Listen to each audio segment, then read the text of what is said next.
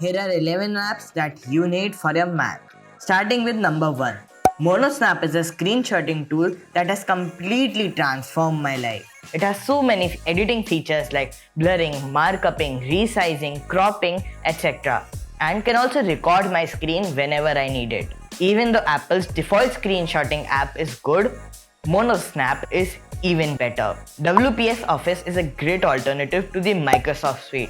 It has all the features of Word, Excel and PowerPoint while being free. On top of that, it also comes with a PDF editor, a screen recorder and some conversion tools built in. Not to mention, it is optimized for the M1 and runs natively. It has a cool tabbing feature so that you can work on multiple documents at once.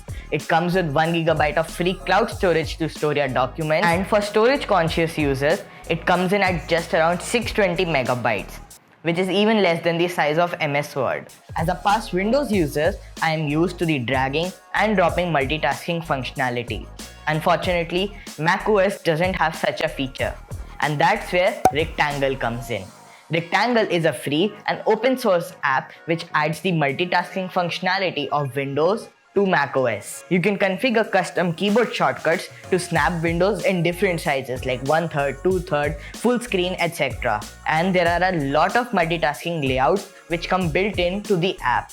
If you're a developer, VS Code is the best IDE according to me. There is support for almost all the languages from JS to Ruby to C++ to Python to HTML.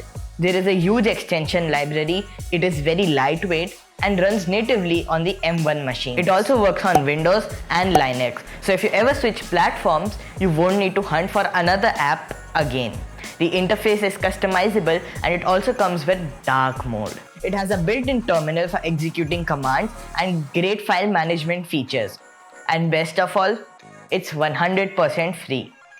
If that feature set isn't enough to impress you, I don't know what is. For creative professionals and people working with photos and videos, Adobe's Creative Cloud is the collection of some of the finest apps out there. Most of the Adobe apps like Premiere Pro, Photoshop, Lightroom, etc. are all the industry standard apps. Premiere Pro, their flagship video editor, is optimized for the M1 and I tested it over here.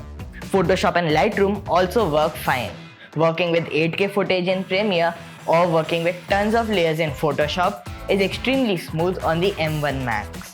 More apps are being worked upon and sooner or later, the whole library shall be optimized. Now, wait. I know Adobe's subscription plan sucks according to some people, but if you look at the value which their apps provide, it isn't that bad of a deal. LastPass is one of the best password managers I have ever used in my life. The free plan is very generous. You get to store unlimited passwords, the autofill is super fast, and the app is very good at generating random passwords. There is also two-factor authentication available to protect your LastPass account even more, and it integrates with some of the best apps like Google Authenticator, Microsoft Authenticator, Authy, etc. It's available as an extension for almost all of the browsers like Firefox, Chrome, Brave, Edge, Safari, and it also has desktop apps for Windows, Linux and Mac. And it also works on mobile OSs like Android and iOS. The only con to their app is that the free plan doesn't allow to use their app on multiple devices. So you can only use it on one device, be it your laptop or your phone. ClickUp is one of my most favorite project management apps. There are so many features baked into the app like timelines, to-do lists, team chat, calendars, boards, timelines, screen recording, and the list just goes on. It can import data from your previous project management tools like Asana, Monday.com, Jira, etc. And it integrates with a ton of apps. The free plan in itself is very generous and gets you access to most of the features of ClickUp. And even the paid pricing isn't that expensive.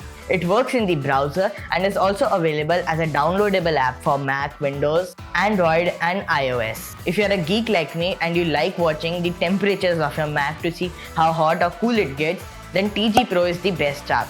It shows you the temperatures of individual CPU cores, your GPU, your battery and even your SSD. And it sits in your menu bar all the time for easy access to the app. Another app for geeks is iStat Menus. It shows you the complete load and the status of your system. What's your network speed? What's your SSD read and write speed? Your CPU, your GPU, RAM usage, and so on. And just like TG Pro, it sits in your menu bar all the time for easy access. The browser which I use on my Mac is Edge. Now don't start rampaging the comment section. Here's why I use Edge on my Mac. See, Edge is built on Chromium, which is the platform on which Chrome is built. So what that means is that all your features and extension in Chrome will work with Edge. Plus it takes a lot less resources than Chrome, which is very helpful if I want to use Edge while doing something intensive like video editing. And to reduce the resource usage even more, Edge has a very cool feature where it sends your tab automatically to sleep after a certain time.